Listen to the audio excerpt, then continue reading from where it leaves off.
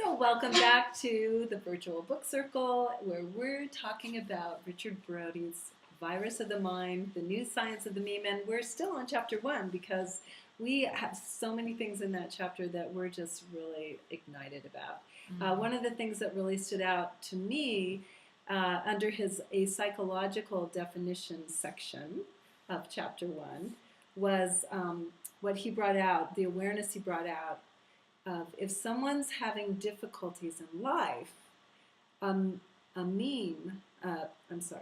someone's having difficulties in life, a mimetic psychologist might explore what memes the patient has that are producing the undesirable results. Once discovered, those memes could be changed. And that really brought up a lot for me, and it just, it really gets me thinking about wondering what are some of the memes that we carry through our lives that maybe are holding us back.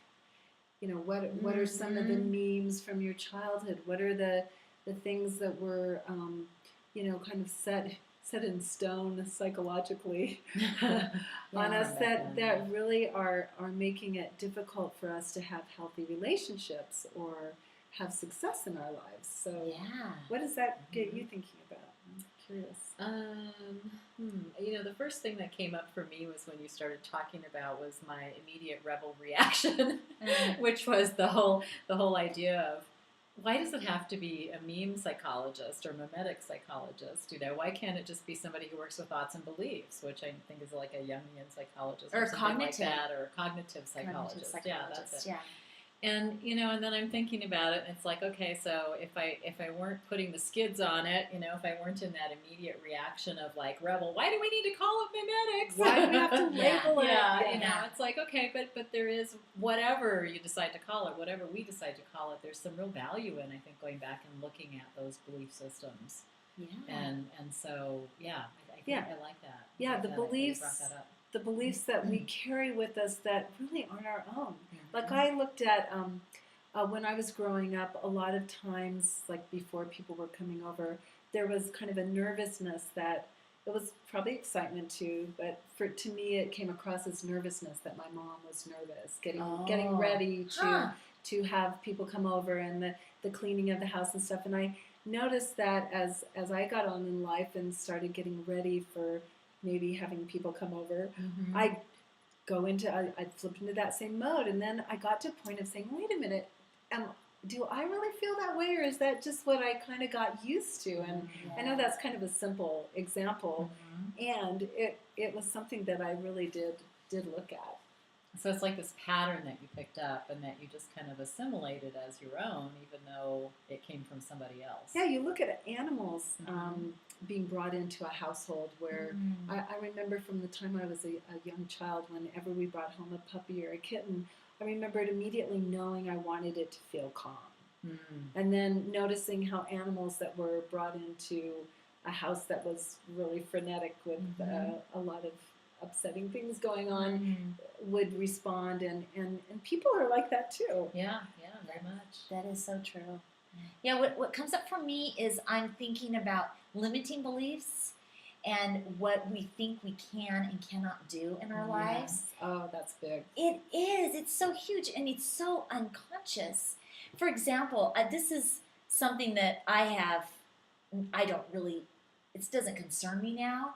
However, as a child growing up, I remember being very good at math.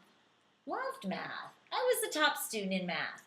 And then as I got into high school, I became not so connected to math for whatever reason. And I'm thinking, and I have thought this a lot, that there was some kind of message going on that girls don't do math. Yeah. That's a great example. I probably could have excelled, and I may have chosen a career in math. I may not have. It doesn't really matter. The point is that I limited myself because of that pervading social belief, and I didn't hear it. I don't remember somebody saying, "No, Christy, you can't do that. Girls aren't good at math." Nobody told me that. My parents were very liberal, very progressive. They would never have thought of saying anything like that. It's something I picked up. Exactly. Yeah. And it really limited me in a very unconscious kind of way, and the way I chose to take my path. And I think of too the whole idea of like growing up. It seems like I was always really aware of financial conversations, and That's I think a big that's a one. big one for a lot of people. And in our household, it was always the phrase I remember as "money doesn't grow on trees," Right. which I think a lot of people can remember that one too. And just recently, I was listening to an audio and being encouraged to think about, what is, if you had a movie title around debt, what would it be? And the first thing that popped into my mind was Me and My Debt. And it's kind of like I have this belief that I'm always going to be followed around like a puppy with debt, and it's kind of like, wait, I don't want to accept that story title in my life. I don't want to make that be the major way that I relate to life. And so it's just becoming aware of some of those patterns and how we've kind of, interpreted those and how we pulled them in and accepted them. Yes, that awareness is huge. And that's where we love this whole idea of getting into being more aware of what's really running us in our lives.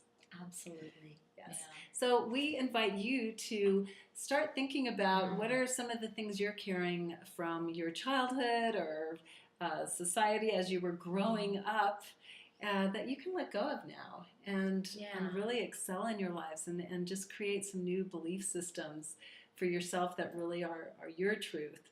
I remember one of the things always hearing that if you're a creative person that you have to really have struggled, and how we're seeing more and more examples of that doesn't have to be true. Yeah, exactly.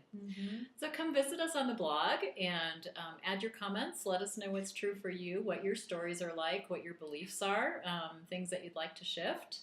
At www.virtualbookcircle.com/virus of the mind. We'd love to see you there. And you can visit us on Facebook too. We have our Conscious Me movement page. You can just put that in your search engine bar on Facebook and find us there and click on the like and join in the movement. Come back and see us. Bye-bye. Until next time. We'll be back. We'll be back. Yeah.